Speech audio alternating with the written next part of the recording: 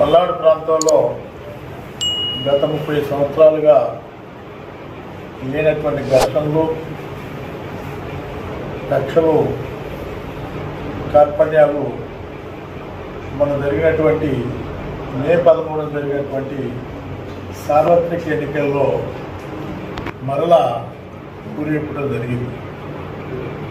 పల్నాడు ప్రజలందరూ కూడా నేను మనవి చేస్తున్నాను.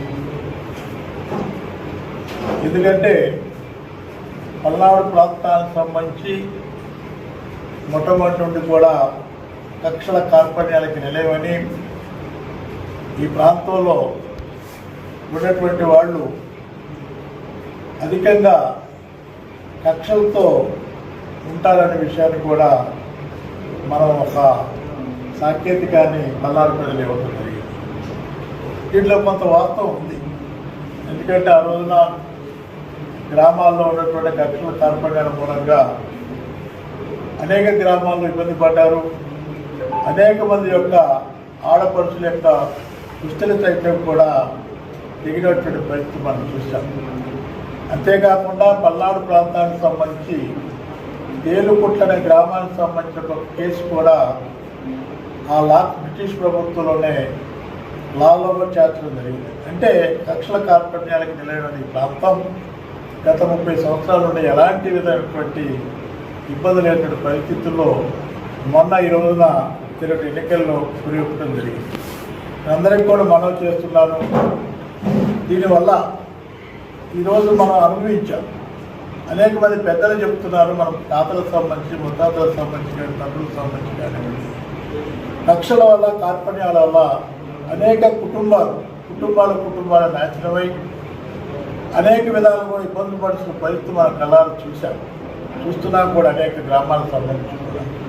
ఎందుకంటే ఒక గ్రామానికి సంబంధించి ఒక రోజున కక్షల వల్ల ఒక మటం జరిగితే, ఒకరు చంపడం జరిగితే అది వారసత్వం కూడా ఉండడం పరిస్థితి మనం చూస్తున్నాం.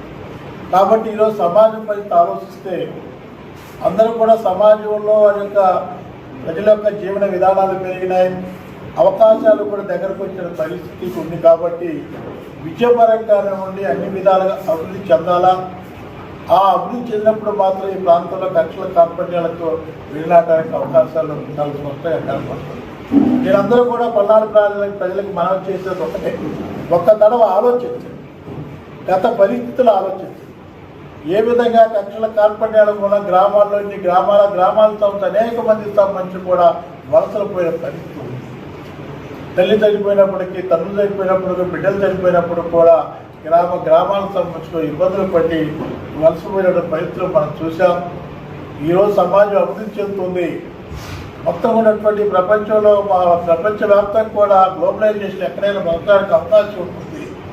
అన్ని విధాలుగా సమాజం ముందుకెళ్తున్న క్రమంలో కక్షల కార్పణ్యాలు మనం పెంచడం అంటే సమాజంలో ఉన్నటువంటి మనుషులకి, మన పిల్లలకు సంబంధించి కానివ్వండి, రాబోయే తరానికి సంబంధించి కానివ్వండి, వారి భవిష్యత్తుకి పూలబాటలు వేయాలి కానివ్వండి, వారికి వారసత్వంగా వారికి విద్య నేర్పటమో లేకపోతే వారసత్వం సంబంధించినటువంటి హస్తకూస్తలు గౌరవప్రదంగా బతికే విధంగా నేర్పాలి కానివ్వండి, ఆ విధంగా బ్రతికే విధంగా మనం కోరుకోవాలి కానివ్వండి.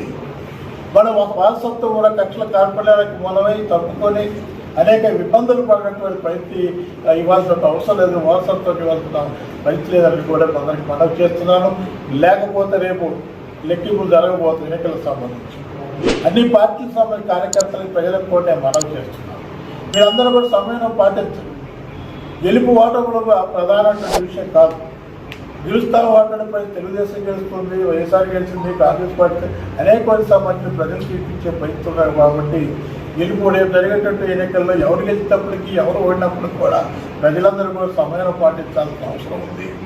నేను మీ అందరికీ కూడా మనం చేస్తూ మా యొక్క రాజకీయ భవిష్యత్తు కోసం, రాజకీయ నాయకుల అవసరాల కోసం, రాజకీయ నాయకుల సంపాదన కోసం, వారి యొక్క పబ్బం జరుపుకోవడం కోసం ప్రజలకు కానివ్వండి, కార్యకర్తలకు కానివ్వండి, పౌరులుగా వాడుకునే పరిస్థితి కానివ్వండి, మీరు ఆ విధంగా పౌరులుగా ఉపయోగపడవద్దని కూడా నేను మనవి చేస్తున్నాను.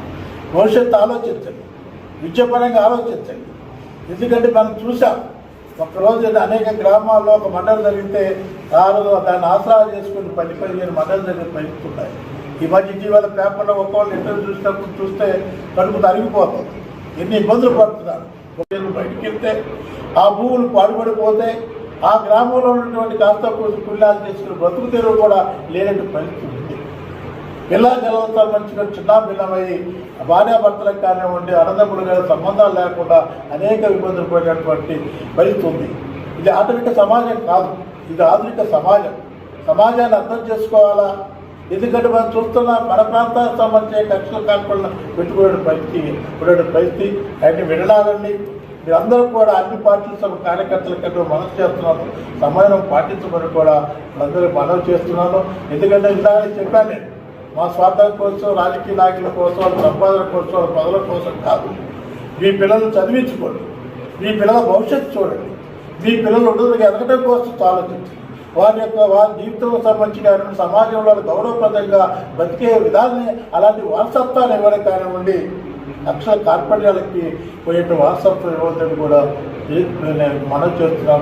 ప్రజానికి మొత్తానికి కూడా అందరూ సమయం పాటించమని కూడా అలాంటి వ్యక్తుల్ని ఎవరైతే తగవలు ప్రోత్సహిస్తున్నారో, ఎవరైతే ఇబ్బందులు పెడుతున్నారో, ఎవరైతే తమ స్వార్థం కోసం ఉపయోగపెట్టుకుంటున్నారో అలాంటి వ్యక్తుల్ని గమనించండి, వారికి దూరంగా ఉండమని కూడా మనం చేస్తాం.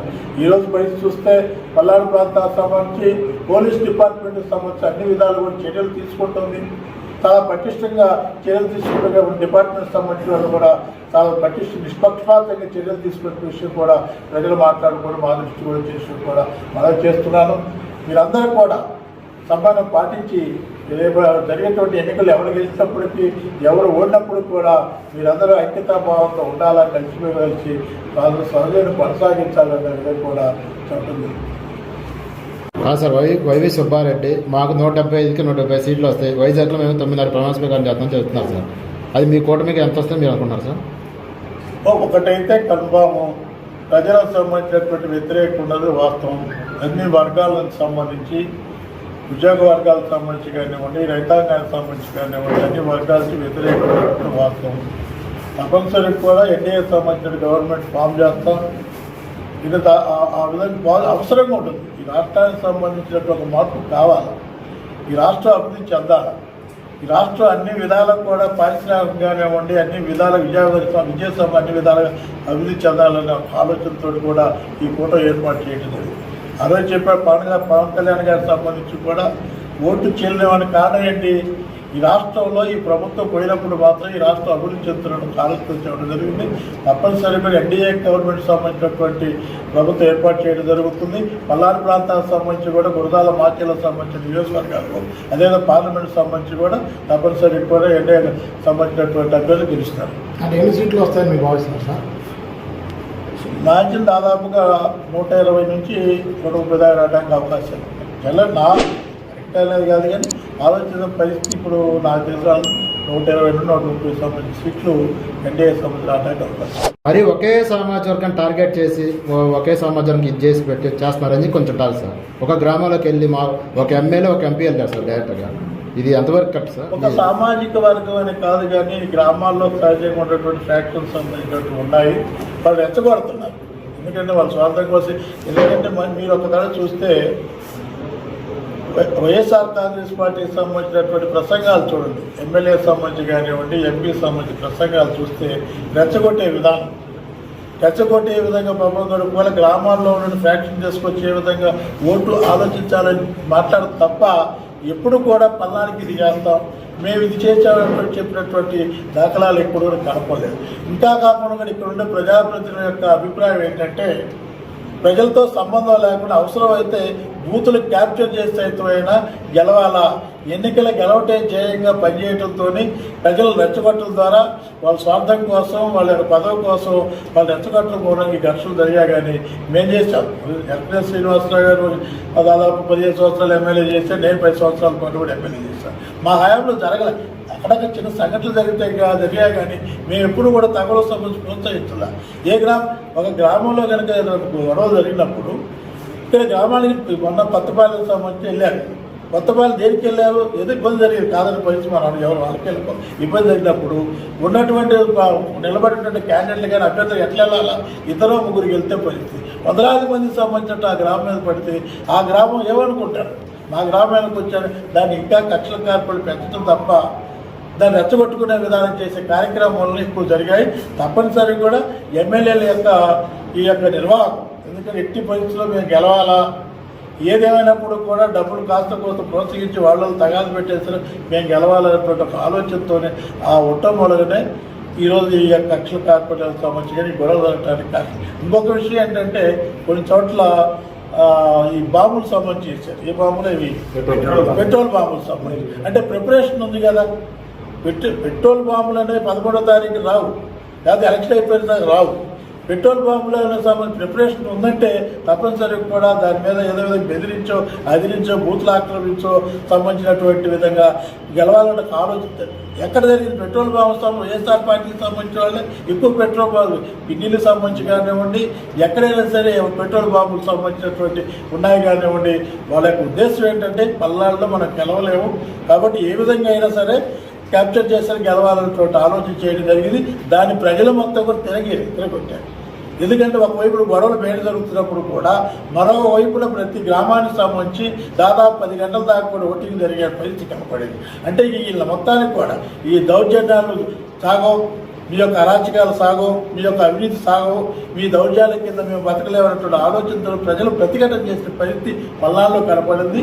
అందుకనే తప్పనిసరిగా కూడా పల్నాడులో మార్చెల్ల గుర్రాలకు సంబంధించిన నియోజకవర్గం తప్పనిసరిగా తెలుగుదేశం పార్టీ గెలుస్తుంది. నేను అదే మనం చేస్తున్నాను. ఎవరు గెలిచినా ఓడినా సరే ప్రజలందరూ సమ్మేళనం పాటించారు.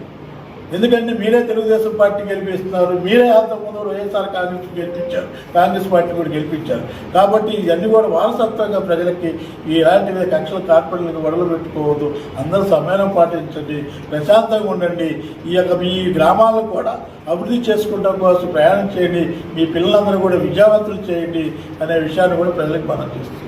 సార్ గొడవలు జరిగి మనం ఎలక్షన్ చూసాం. ఎలక్షన్ చూసినప్పుడు కూడా ఎస్కాట్ సంబంధించి కానివ్వండి, మొబైల్ సంబంధించి కూడా లేవు. కొన్ని చోట్ల అయితే ఎన్సీసీ సంబంధించి సత్రపల్లి నియోజకవర్గంలో చూశారు. ఎన్సీసీ సంబంధించి విద్యార్థులు తీసుకొచ్చి బూతుల దగ్గర పెట్టిన పరిస్థితి. అంటే ఇక్కడ ఉన్న అధికారులు కొందరు యొక్క నిర్వాహకం మూలంగా వాళ్ళు వైఎస్ఆర్ పార్టీ ఎందుకంటే మనం చూస్తున్నాం ఏదంటే పోస్టింగ్లకు సంబంధించి కూడా నా మనుషులు నీ మనుషులు అనే విధంగా కూడా పోస్టింగ్ చేసుకునే పరిస్థితి కనపడింది. దాదాపు ఇప్పటి వరకు కూడా వాళ్ళు చెప్పింది వాళ్ళ కన్సర్న్లోనే డిపార్ట్మెంట్ సంబంధించిన అధికారులు పనిచేసిన పరిస్థితుల్లో మార్చుకోలేకపోయారు. వాళ్ళకి అనుకూలంగా చేసుకుని అప్పుడు ఉన్నటువంటి కొంతమంది అధికారులు వైఎస్ఆర్ కాంగ్రెస్ పార్టీకి మద్దతు తెలపడం మూలంగానే ఇలాంటి కేసులు పెడతానికి కానివ్వండి, ఈ విధంగా దుర్గలు జరగడానికి కారణం.